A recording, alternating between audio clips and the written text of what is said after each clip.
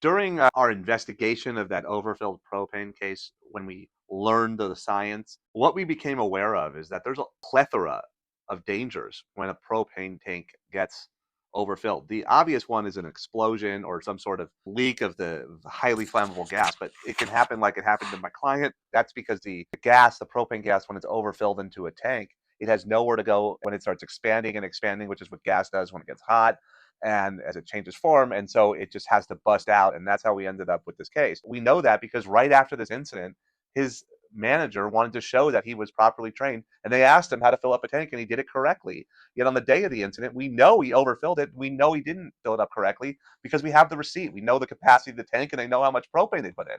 So it's just insane. And it was all laziness and no one overseeing it and people just getting too comfortable.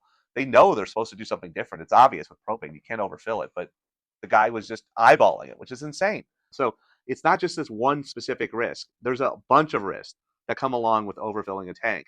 And all of them start with the negligent act, which is you've got to do it right. You've got to do the math formula. You've got to do it with a scientific process to make sure the gas has room to expand within the tank so there's no danger and harm.